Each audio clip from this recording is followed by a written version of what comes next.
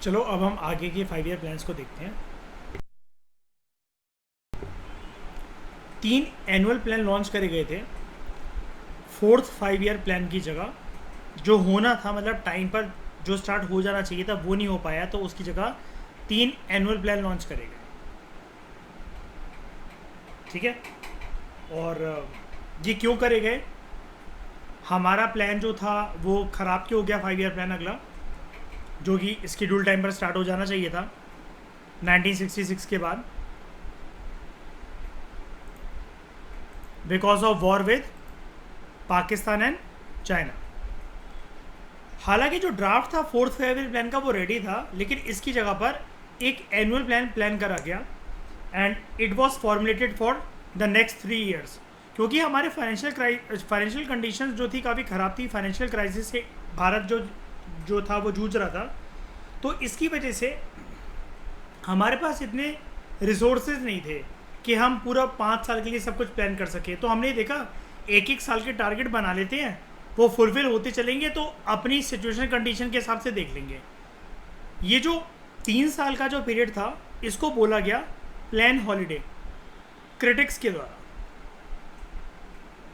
अब ये जब 3 एनुअल प्लान लॉन्च करे गए 1966 टू 67, 67 टू 68 एंड 68 टू 69, अब पूरी की पूरी एक नई एग्रीकल्चर स्ट्रैटेजी जो थी वो इम्प्लीमेंट करी गई, which involve widespread distribution of high yielding variety of seeds under the larger umbrella of a new program, new revolution known as Green Revolution, which was meant for boosting agricultural productivity. Fertiliser का अच्छे से use करना है ताकि ज़मीन जो है उसको उपजाऊ बनाया जा सके और अच्छे तरीके से। इरिगेशन पोटेंशियल को एक्सप्लॉइट करना है। अच्छा, एक्सप्लॉइट करने का मतलब ये नहीं होता कि बर्बाद करना है, मतलब जितना मैक्सिमम हो सकता है उसको यूज़ करा जाए। और यहीं से किसकी लंका लगना शुरू हो गई थी इस साल के बाद, जब ये वाला चीज़ बोल दी गई, एक्सप्लॉइटेशन ऑफ इरिगेशन पोटेंशियल, जितनी है उसको यूज़ कर लो। वेरी गुड, ग्राउंड वाटर, ठीक है, and focus on soil conservation. लेकिन बात वही थी ना, पैराडॉक्सिकल सिचुएशन थी। तुम्हें प्रोडक्टिविटी बढ़ानी है, एग्रीकल्चर प्रोडक्शन की पोटेंशियल की तुम बात कर रहे हो, उसकी वजह से ग्राउंड वाटर डिस्टॉर्ट हुआ। तुम एक्सटेंसिव यूज़ ऑफ फर्टिलाइजर की वजह से, इसके एक्सटेंसिव यूज़ ऑफ फर्टिलाइजर के बारे में बात कर रहे हो, इसकी वजह से सॉइल कंजर्वेशन सफ़र हुआ। ज़्यादा फर्टिलाइजर डालने की वजह से भी लॉन्ग टर्म के अंदर ज़मीन अनउपजाऊ हो जाती है कि नहीं हो जाती है, और फार्मर्स को नॉलेज होती नहीं है। जहाँ पर कम फर्टिलाइजर डालना है वहाँ ज़्यादा बोरियाँ पटक दी, जहाँ ज़्यादा डालना है वहाँ बहुत कम डाल दिया, ज़मीन की हालत जो है वो खस्ता हो जाती है, बैंड बच जाती है उसकी। इसी को टैकल करने के लिए हाल ही में श्रेया क्या लॉन्च करा गया है? बॉटल्स लाइक, हाँ, बॉटल्स लाइक नैनो यूरिया, ठीक है। तो during these 3 annual plans economy absorb the shocks generated during the third 5 year plan. अब मतलब स्टेबल होने लगी थी इकोनॉमी। जब स्टेबल होने लग गई, सब कुछ रेडी हो गया, 3 एनुअल प्लान अच्छे से बीत गए, फोर्थ 5 ईयर प्लान लॉन्च होते। फोर्थ 5 ईयर प्लान लॉन्च होता है from 1969 to 1974 and it is based on Gadgil strategy, जिसका मेन फोकस था on growth in agriculture in order to, अच्छा ये वाली बात तो याद रखनी है, इसका मेन फोकस था एग्रीकल्चर ग्रोथ के ऊपर, in order to enable other sectors कि वो भी आगे बढ़े, they should move forward and progress towards self reliance. कौन से सेक्टर को देखते हुए? एग्रीकल्चर को देखते हुए। इन्होंने क्या सोचा, हम लोग प्रोग्रेस के टर्म्स में मॉडल सेक्टर जो चुनेंगे और उसके ऊपर वर्क करेंगे, वो किसके ऊपर वर्क करेंगे? एग्रीकल्चर के ऊपर। जब इसको पूरी तरीके से सक्षम बना देंगे तो हम ये प्रूव कर देंगे कि और भी सेक्टर्स अगर आगे आना चाहते हैं वो बढ़ चढ़कर हिस्सा लें और अपने आप को सेल्फ रिलायंट वो बना सकते हैं। पहले हम एक पे फोकस करके चलेंगे, और ये एक गडगिल कमेटी बनी थी, उसकी स्ट्रैटेजी थी। जो पहले 2 साल थे इसके 1970 और 71, the first 2 years of the plan so record production, ठीक है। लेकिन बाकी के जो 3 साल थे 74 तक, the last 3 years however did not meet the target due to poor monsoon. पहले 2 साल बहुत अच्छे गए। पहली बार इंपॉर्टेंस दिया गया इस प्लान के अंदर सोशल जस्टिस को। सोशल जस्टिस यहां पर बात हो रही है किस टर्म्स में? सामाजिक न्याय, वो तो चलो समझ में आ रहा है, लेकिन किस टर्म्स में? किसानों के लिए, वेरी गुड, किसानों के लिए, कि उनको जूझना ना पड़े, सफ़र ना करना पड़े। इस टाइम पर कुछ कुछ केसेस ऐसे आने लगे थे हमारे देश में जहाँ पर किसान जो थे वो क्या कमिट कर रहे थे, सुसाइड कमिट कर रहे थे because of poor monsoon. Banks का इसी टाइम पर नेशनलाइजेशन भी होता है। कितने बैंक्स को नेशनलाइज करा गया था शुरू में इंदिरा गांधी जी के द्वारा? 14। एसबीआई को बोलते हैं क्या हमशरिया नेशनलाइज करा गया? ऑलरेडी था वो, पहले था नहीं, ऑलरेडी भी नहीं था, मतलब उसका नाम था imperial bank of India. SBI वो बन गया था, उसको नेशनलाइजेशन की कैटेगरी में हम लोग नहीं डालते हैं, पढ़ा था ना डिटेल में हमने। बैंक नेशनलाइजेशन, प्रीवी पर्स की एबॉलिशन टू प्रिंसेस। अब प्रीवी पर्स क्या होता है? रियासतों को, राजा महाराजा को क्या दिया जाता था हर साल का? हर्जाना, पैसा। और ये कब डिसाइड हुआ था कि हम देंगे? इसके रूट क्या है?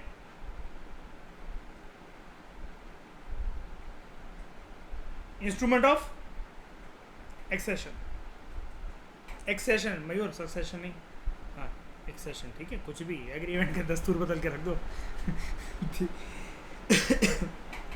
तो ये दिया, हाँ, इसको फिर अबॉलिश कर दिया गया इंदिरा गांधी जी के द्वारा। ग्रीन रेवोल्यूशन के रिजल्ट सामने आए और इंडो पाक वॉर एक और हुआ इस टाइम पर, and it was a very significant at this time, क्योंकि हमारा देश फाइनेंशियल क्राइसिस से जूझ रहा था। तो अब हमें लग रहा था कि पता नहीं ऐसा वॉर लड़ना ठीक है कि नहीं है। लेकिन आप जानते हो कि यहाँ पर जो वॉर हुआ एक्चुअली वो पाकिस्तान के साथ डायरेक्टली हमारी लड़ाई नहीं थी। हमने किसकी मदद करी थी कंट्री बनने के लिए? ईस्ट पाकिस्तान की। बांग्लादेश बनाया हमने इसको। ऐसा पाकिस्तान कहता है कि हमारी वजह से बना, हमने तो सपोर्ट दिया था, ठीक है, रेफ्यूजीज़ को उनके, क्योंकि ह्यूमन राइट वॉल्यूशन कर रहा था वेस्ट पाकिस्तान रेजीम उनके ऊपर। और पाकिस्तान फिर इस टाइम पर क्या करता है? 3 एक्सिस अलायंस बना लेता है। किसके साथ मिलकर? USA, China. और हमें कौन सपोर्ट करता है इस टाइम पर 1971 में? यूएसएसआर। कौन सा एग्रीमेंट साइन करके 20 साल के लिए? Indo Soviet treaty of peace, friendship and cooperation. कितने साल के लिए वैलिडिटी होती है इसकी? 20 ईयर्स। और जिस दिन, मतलब जिस साल ये खत्म होती है वहाँ पर यूएसएसआर का टेस्ट इंटीग्रेशन हो जाता है।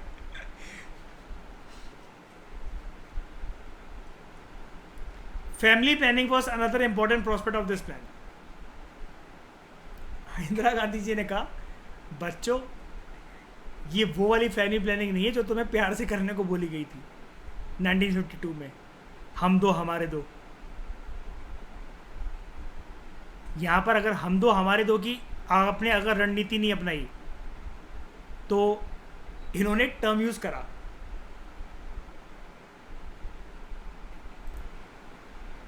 मास sterilisation, in terms of male and females के लिए। वैसे तो मेल्स के लिए होती थी, लेकिन स्टेरिलाइजेशन में, क्योंकि आपको पता है नसबंदी में ट्यूबेक्टॉमी और वेसेक्टॉमी, लोगों ने कहा समझ में नहीं आ रही। इन्होंने बोला ऑफिसर्स के थ्रू करके दिखाऊं। तो इन्होंने इस फैमिली प्लानिंग प्रोग्राम को, ऐसा बोला जाता है, इंदिरा गांधी जी ने तो नहीं, लेकिन उनके बेटे ने, संजय गांधी ने, काफ़ी इसको फोर्सफुल तरीके से इम्प्लीमेंट करवाया था कि हम दो हमारे दो को जो लोग अडॉप्ट नहीं कर रहे हैं तो उनकी हालत ऐसी कर दो, ना ही वो बेबी पैदा कर सके ना ही बाबा। There was huge influx of Bangladeshi refugees. अच्छा, ये जो फैमिली प्लानिंग प्रोग्राम है ना इंपॉर्टेंट था, लेकिन इसमें एक चीज़ नहीं लिखी गई है कि मास स्टेरिलाइजेशन प्रोग्राम लॉन्च हुआ था, नसबंदी और मैसिव स्केल।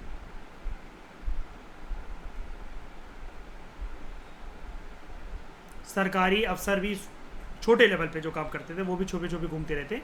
आपको पता है ना, धोखाधड़ी करा के उनको बुलाया जाता था और मास स्टेरिलाइजेशन कर दी जाती थी एकदम से, है ना, मीटिंग है, कल आना ज़रूरी है, सैलरी कट जाएगी बंदा। ये हम देखेंगे प्रधानमंत्री एपिसोड में। बांग्लादेशी रेफ्यूजीज आते हैं, इनका बर्डन भी हमें सहन करना पड़ा 1971 में during Indo Pak war. It was a major challenge. और दुख की बात यह है, जिसके लिए जीवन में जब कुछ करो और वो कहे इसने हमारे लिए कुछ नहीं कर रखा, तो मन करता है उसके मुंह के अंदर से हाथ डाल के उसके अंतड़ियाँ निकाल लो, है ना। बांग्लादेश आज भी यही बोलता है, याद है ना, पढ़ा था मयूर कंटेम्प्रेरी वर्ल्ड पॉलिटिक्स के अंदर इंडो बांग्लादेश रिलेशन जो कंटेम्प्रेरी है, कहता हमारे तो कभी कोई रेफ्यूजीज गए नहीं। कौन से रेफ्यूजी भाई? भारत ने कब शरण दी हमें? तो भारत का खून खोलता है फिर कबीर सिंह जैसा। तो मोनोपोलिस्टिक और रिस्ट्रिक्टिव ट्रेड प्रैक्टिस एक्ट 1961 में आता है, जिसकी वजह से जो फेड वे में गुड्स एंड सर्विसेज की ट्रेडिंग हो सके और फेयर ड्यूटी लग सके, अलग अलग स्टेट्स में क्रॉस बॉर्डर जो ट्रांजैक्शन है अच्छे से हो सके, इसको इंश्योर करा जाएगा। कमांड एरिया डेवलपमेंट प्रोग्राम जो था it was also launch during 1974 to 75।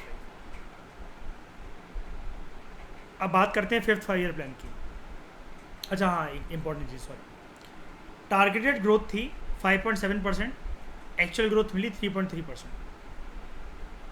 चलो इस पे क्या हुआ, हमने नींव रख दी, अब आगे चलकर देखते हैं क्या कुछ इंप्रूवमेंट होगी। 5th 5 ईयर प्लान, देखो रिकवरी हो गई पूरी की पूरी, जो यहाँ पर जो इन्वेस्टमेंट करी गई ना, ये उसका आउटकम। टारगेटेड ग्रोथ कितना 4.4%, एक्चुअल ग्रोथ 4.8%। दोबारा हम कैसे लेवल पे पहुँच गए, सबसे ऑप्टिमिस्टिक, मतलब सबसे बढ़िया कौन सा प्लान लगा था अभी तक आपको, फर्स्ट। सेकंड तो चलो इन्होंने ये सोचा कि नींव रखी, इंडस्ट्रियलाइजेशन ग्रो करेगा। थर्ड में वो बोल गया, है ना, प्रॉपर मतलब तगड़ी तरीके से बोल गया। जो फोर्थ था, 3 एनुअल प्लान में भी ऐसा कुछ नहीं हुआ, जो फोर्थ था उसमें भी चलो दिख रहा है गैप अच्छा खासा। 5th में रिकवरी हो गई। अब क्या अच्छा हुआ होगा यहाँ पर, सबसे पहले it was prepared by D Dhar. It propose to achieve 2 main objectives, गरीबी हटाओ, poverty eradication and attainment of self reliance. ये गरीबी हटाओ का नारा किसने दिया था, है ना,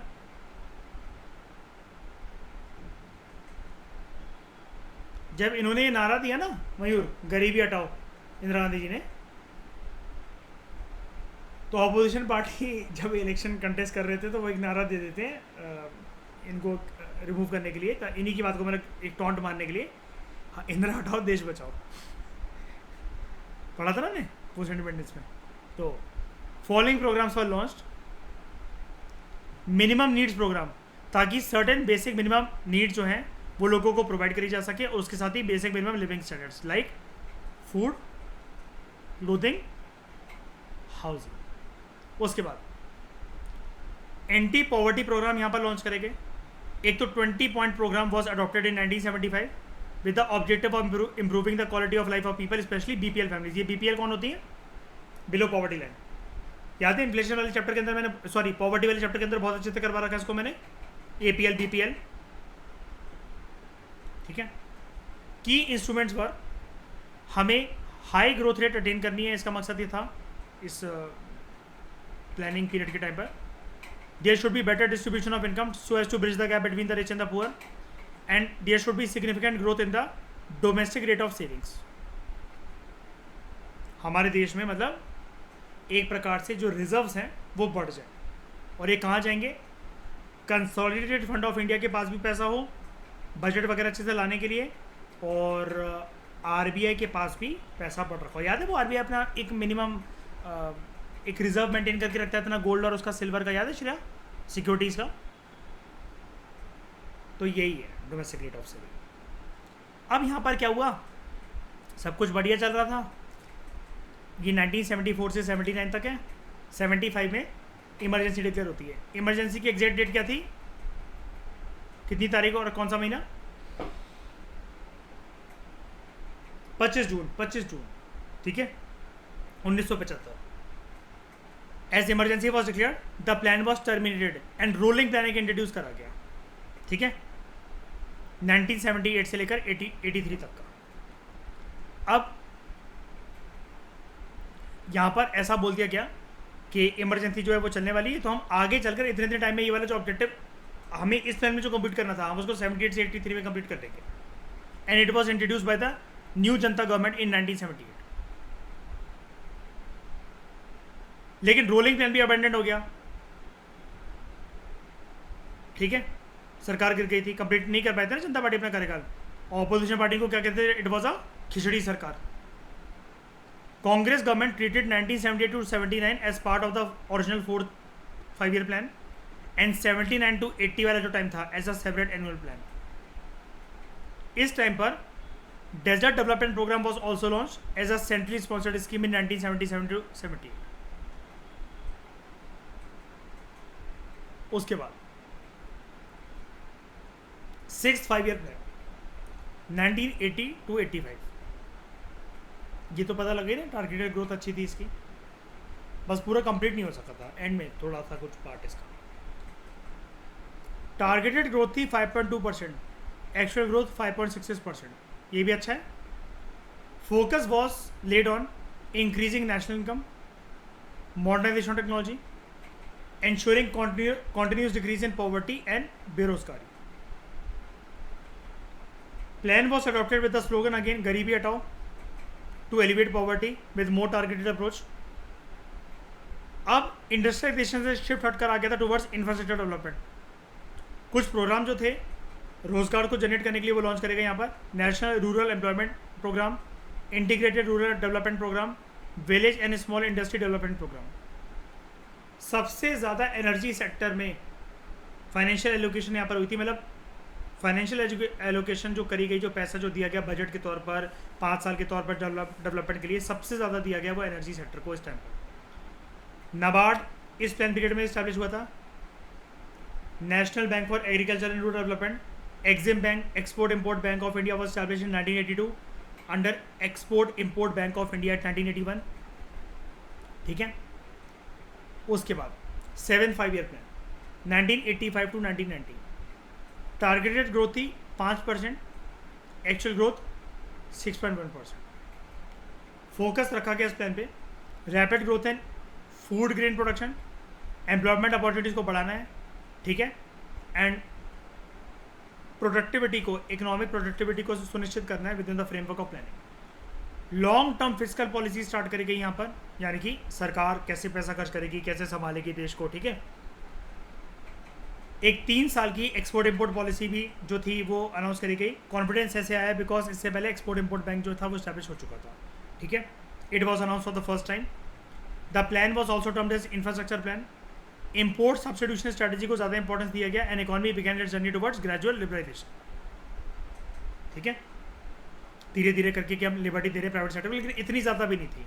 वो भी आके करवाएंगे IMF वर्ल्ड बैंक वाले। इस 7 5-year प्लान के टाइम पर जवाहर रोजगार योजना लॉन्च करेगी 1989 में, एंड ऑपरेशन ब्लैक बोर्ड। ये किसके लिए था operation black board?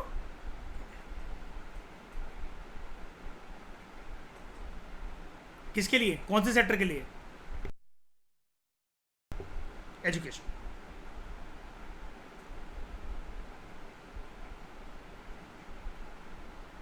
Child education. फिर कुछ एनुअल प्लान लॉन्च करे जाते हैं 1990 से 1992 तक। 8th 5-year प्लान एकदम से नहीं आ सका, जैसा कि प्लान करा गया था 1990 में। यहाँ पर देखो, ये था 1980 to 85, ये 85 to 90 में शुरू होना था 8th 5-year प्लान। लेकिन पॉलिटिकल सिचुएशन सेंटर पर चेंज हो गई and the years 1990 to 1991 and 1991 to 1992 were treated as annual plan. हमारा देश फाइनेंशियल क्राइसिस से जूझ रहा था। Financial crisis in terms of balance of payment crisis, credit और डेबिट साइड के बीच में फ़र्क होने लगा था, इम्पोर्ट एक्सपोर्ट के बीच में डिसबैलेंस मिसमैच होने लगा था। And 8th plan was finally formulated for the period 1992 to 1997। और यहाँ पर गैप भी इसलिए लेना पड़ा था बिकॉज IMF वर्ल्ड बैंक से हमें लोन चाहिए था। तो BOP क्राइसिस जो हुआ 1991 के अंदर, और जो कंडीशंस जो थी IMF के द्वारा जो रखी गई और वर्ल्ड बैंक के द्वारा, इसकी वजह से इंडियन इकोनॉमी में ड्रास्टिक चेंजेस आए, which led to the delay of the 8th 5-year plan by 2 years। Finally 8th 5-year plan आता है, और ये वो प्लान है जिसके अंदर LPG समाया हुआ है, ठीक है। The policy of liberalisation, privatisation and globalisation it was undertaken. Targeted growth थी 5.6%। याद रखना LPG वाले टाइम पर कई लोग ऐसा सोचते हैं कि शायद से इंट्रोड्यूस हुआ होगा तो ग्रोथ इतनी नहीं हुई होगी, काफ़ी ज़्यादा थी, 6.8%। स्ट्रक्चरल रिफॉर्म्स अडॉप्ट करे गए, और कंट्री का जो इकोनॉमिक ग्रोथ मॉडल था ये अब नई दिशा और दशा के साथ चलाया गया। And it was based on, इसको हम पढ़ चुके इस चैप्टर में काफ़ी बार, Rao Manmohan Singh model of liberalisation. उस टाइम पर ये राव किसकी बात हो रही है, कौन थे? PV Narasimha Rao, PM। और ये कौन थे? Shri Manmohan Singh ji, union finance minister, ठीक है। अब हमने अपनी प्लानिंग की जो पाथ थी उसको थोड़ा सा बदल के रख दिया। There was recasting of planning model from imperative and directive, hard planning to indicative planning, soft planning. छोटे छोटे टारगेट्स लेकर चलो, लीप्स एंड बाउंड्स करते करते चलो। ठीक है। और बेसिकली क्या था कि हमें सारी की सारी नई चीज़ें अडॉप्ट करनी पड़ी because of pressure from IMF and world bank to open the economy, to give permission to the industries, ठीक है। और उसके बाद licence permit quota raj system खत्म करना, मिनी रतन, नवरत्न और महारत्न को स्टैब्लिश करना। तो मेजर आउटकम्स क्या निकले? Rapid overall economic growth, high rate of growth in agriculture, manufacturing and associated sectors, growth in import and exports, improvement in trade and current account deficit. Social spending link rate कर दी गई यहाँ पर। Social spending किसके लिए होती है? On various programmes like रोटी कपड़ा मकान सुनिश्चित करने के लिए, ठीक है। लेकिन इसके अलावा स्कीम्स के अंदर पैसा एलोकेट करा जा रहा था, like employment assurance scheme launch करेगी 1993 में, स्वर्ण जयंती शहरी रोजगार योजना 1997 में, राष्ट्रीय महिला कोष 1993 में, और मिड डे मील स्कीम 1995। ये मिड डे मील स्कीम किसके साथ कोलैबोरेट करके चलती है वाली स्कीम? ये अकेले तो अपने आप में कुछ भी नहीं है। किसके साथ?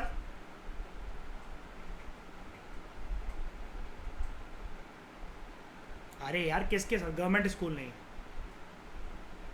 नहीं नहीं नहीं नहीं, अरे ऐसा बोलो ना, राइट टू एजुकेशन के साथ कोलैबोरेट करके चलती है ना। बिना उसके कुछ भी नहीं है ना। मिड डे मील स्कीम क्या रोड पे बैठा के बांटोगे बच्चों की तरह? जो घर स्कूल मत जाओ, आ जाओ खाना खा लो।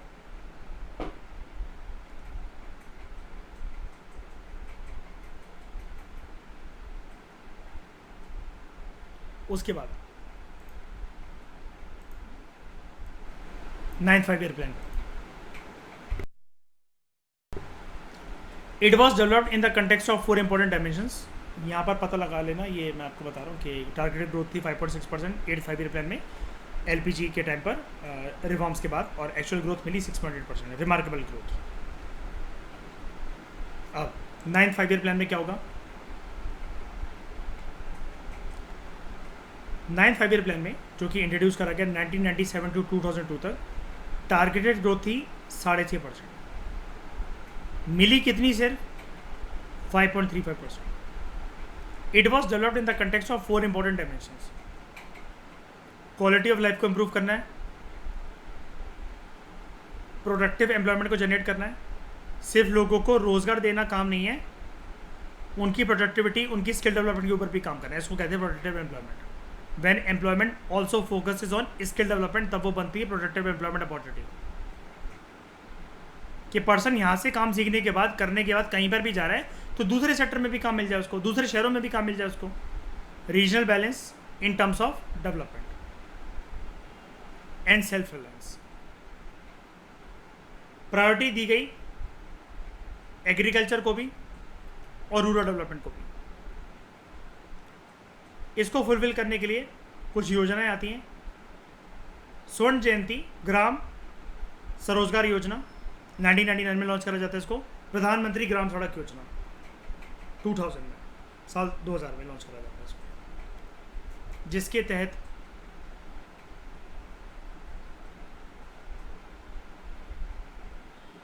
रूरल रोड्स को बहुत एक्सटेंसिव तरीके से बिल्ड करा गया इन terms of vast road network. उसके बाद privatisation of public sector units was started in this plan while disinvestment began in the previous plan। ये जो इससे पहले वाला प्लान था, डिसइन्वेस्टमेंट का मतलब क्या होता है? सरकार क्या करती है? मालिकाना हक अपना PSUs में शेयर्स बेचने लगती है, शेयर होल्डिंग बेचने लग जाती है, और प्राइवेटाइजेशन में पूरा मालिकाना हक दे देती है प्राइवेट सेक्टर को, है ना। अच्छा, अगर किसी सेक्टर को मुझे PSU कहना है तो मिनिमम सरकार की शेयर होल्डिंग कितने % होनी चाहिए वहां पर? 51। डिसइन्वेस्टमेंट की फॉर्म में कितनी होनी चाहिए? मतलब इतनी हो, लेकिन सरकार ने इतनी तो दे दी है, तो डिसइन्वेस्टमेंट तो शुरू हो गई है। मैं उसको कब ये नहीं कहूंगा कि गवर्नमेंट कंट्रोल रही है वो, जब वो 49% हो जाए। और कंप्लीट तरीके से कब कहूंगा ये प्राइवेटाइज हो गई है? जब सरकार का कोई भी शेयर होल्डिंग रह गई है क्या वहां पर? नहीं। During this plan Antyodaya Anna Yojana was launch in 2000 and Sarva Shiksha Abhiyan was launch in 2001। 10th 5-year plan 2002 से लेकर 2007 तक, और इसमें टारगेट ग्रोथ थी 6.6%, एक्चुअल ग्रोथ हुई 5.35%। मेन ऑब्जेक्टिव क्या थे इसके? Reduction of poverty ratio by 5 percentage points bye the end of the plan period 2007 तक। जेंडर गैप जो आते हैं, मेल और फीमेल के बीच में जो फर्क आता है, बॉयज़ एंड गर्ल्स के बीच में तो फर्क आता है in terms of literacy and wages, इसको 50% तक रिड्यूस करना है। जो पॉपुलेशन ग्रोथ जो है in terms of decadal growth between 2001 to 2011, ठीक है, इट वॉज 16.2% जो थी वो विटनेस करेगी, इसको कम करना है। And infant mortality rate to 45 per 1000 births bye 2007 and 28 पर 1000 बर्थ बाय 2012, ये ऑब्जेक्टिव था। ओवरऑल कैपिटल आउटफ्लो को इंक्रीज करना है। उसके बाद ओवरऑल कैपिटल आउटफ्लो को रिड्यूस करना है। इंक्रीज किस किस चीज़ों को करना है? 8% GDP growth per year attain होनी चाहिए। लिटरेसी रेट 72% तक जाए 2007 तक, 80% तक साल 2012 तक। ये सारे आपको याद करने हैं। देखो मैं आपको कभी नहीं कहता परसेंटेज वगैरह याद करने को, लेकिन 5 ईयर प्लान अगर अभी तक चलते होते तो मैं आपसे कह देता कि पहले 3 याद कर लो, जो लेटेस्ट चल रहा है वो याद कर लो। लेकिन अब देखो ये खत्म हो गए तो 12 ही हैं आपके कोर्स में। जब से हिंदुस्तान की जर्नी शुरू हुई है तो आपको करने पड़ेंगे, सारे परसेंटेज आपको याद होने चाहिए। फॉरेस्ट और ट्री कवर इन्वायरमेंट के ऊपर फोकस करेगा इसमें। इसको साल 2007 तक बढ़ाना है 25% और 2012 तक 33%। डोमेस्टिक सेविंग को बूस्ट करना है, फॉरेन इन्वेस्टमेंट को बढ़ावा देना है और फॉरेन एक्सचेंज को बढ़ावा देना है। कुछ other focus areas: universal access to primary education, providing high quality employment to the addition in labour force, cleaning of all major polluted rivers by 2007 and other notified stretches of water by 2012। Outcome क्या निकल कर आया? Severe सूखा, drought इन 2002-2003। नरेगा, जिसको मनरेगा भी बोलते हैं, और national rural health mission started. National food for work programme was launched in 2004। ये national food for work programme क्या था? जैसे मनरेगा होता है उसमें काम करते हो तो आपको क्या मिलता है? पैसा। यहां पर आप काम करोगे तो आपको क्या मिलेगा? खाना। उसके बाद टारगेटेड ग्रोथ रखी गई थी 8% की, एक्चुअल ग्रोथ अश्वित हुई 7.6%, ठीक है। यानी कि ये भी नहीं कर पाया अटेन पूरा, 10th 9th भी नहीं कर पाया। 8th ने कर लिया था, 7th ने कर लिया था, 6th ने कर लिया था, 5th ने कर लिया था और 1st ने कर लिया था अभी तक, ठीक है। ये आपको ट्रेंड्स याद रखने हैं। फिर बात आती है 11th 5 ईयर प्लान की, 2007 to 2012। Targeted growth was 9%, actual growth 8% की। This plan was launch during the global financial crisis 2008।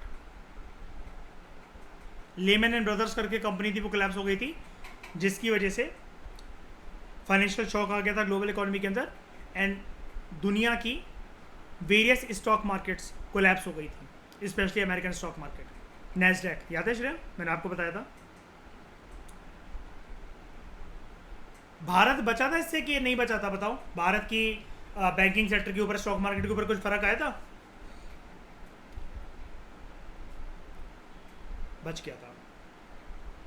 और उस टाइम पर याद है फेड ने क्या बोला था? मयूर, अगर हमारे पास भारत जैसा आरबीआई होता तो हम ये फाइनेंशियल क्राइसिस को टाल सकते थे। बहुत तारीफ हुई थी, बहुत ज़्यादा तारीफ हुई थी।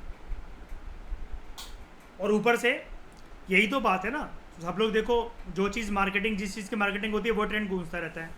2007 से 12 का कार्यकाल चल रहा है। प्रधानमंत्री कौन बन गए अब?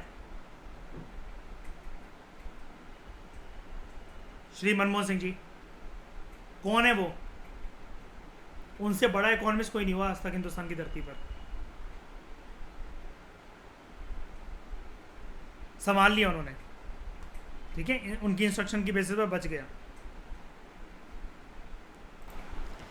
The major highlights of the plan were to increase overall GDP growth from 8 to 10%, agriculture sector growth to 4%, real wage rate unskilled workers की 20% तक इसके अंदर इजाफा होना चाहिए।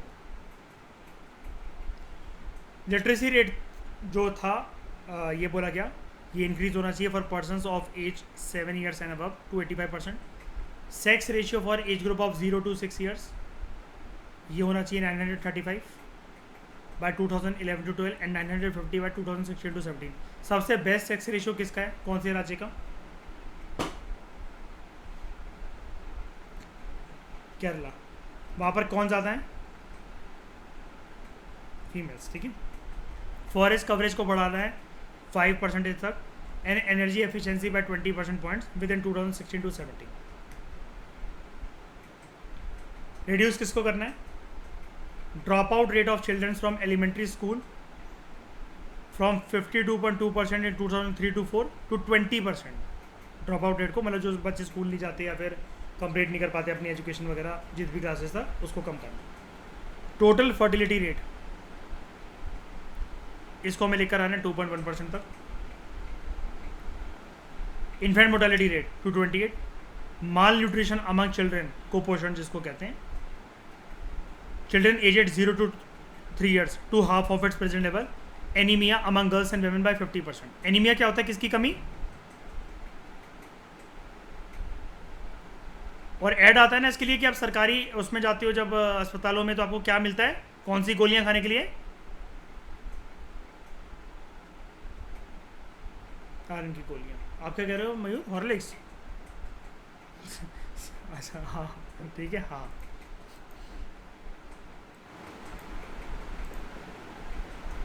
वैसे आप में से जो भी लड़कियां 24+ हो चुकी हैं ना, आप लोग विमेन हॉर्लिक्स पिया करो। आपके घुटने नहीं बोलेंगे बुढ़ापे में।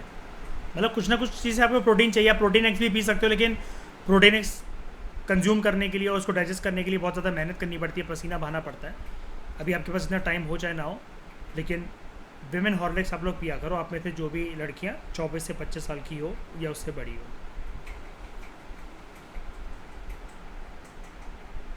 It created 70 million new work opportunities and reduce educated employment to below 5%.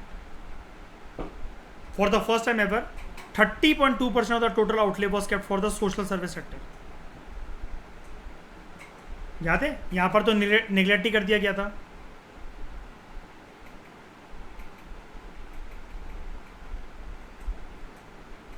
कहा गया social spending was neglected in the 8th 5-year plan.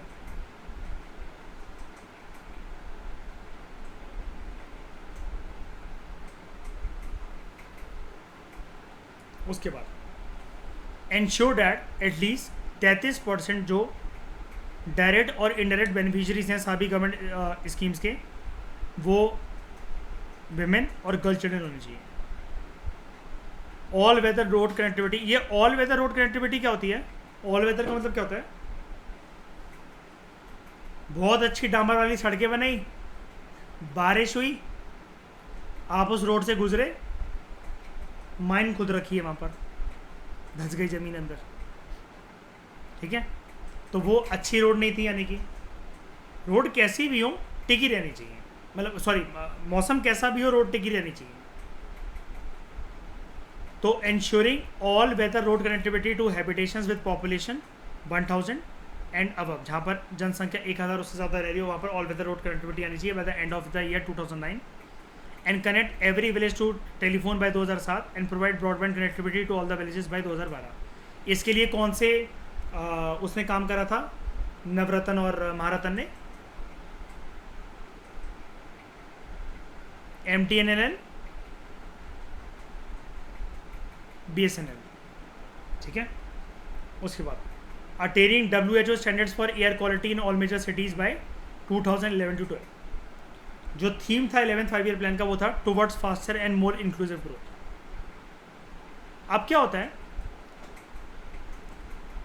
ये सरकार इनकी चल रही थी कांग्रेस की, 10 साल के लिए थे ना श्री मनमोहन सिंह जी प्रधानमंत्री, आपको अगर आपको पता हो तो। चुनाव होने थे 2014 में, ये 11th 5-year प्लान खत्म हो गया 2012 में। अब क्या हुआ, साल 2012 में हो जाता है 11th 5-year प्लान कंप्लीट, ठीक है? तो ये कांग्रेस की सरकार मनमोहन सिंह जी के कहने पर क्या, वो तो करना ही था, 5-year प्लान अगला इंट्रोड्यूस कर दिया जाता है।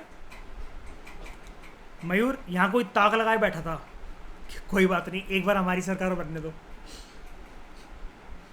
जब तक चल रहा चलो तुमने लॉन्च कर दिया था तब तक इसकी एक बार के लिए इज्जत रख लेंगे साल 2017 तक। उसके बाद हड्डियाँ चटका ली अपनी, और उसके बाद फिर 5 ईयर प्लान खत्म नहीं, प्लानिंग कमीशन ही खत्म। 12th 5 year plan. The plan aimed at achieving growth of 4% in agriculture, reducing poverty by 10 percentage points, and to achieve faster, sustainable and more inclusive growth.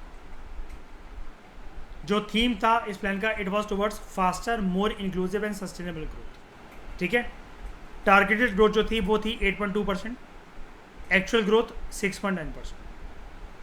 ठीक है,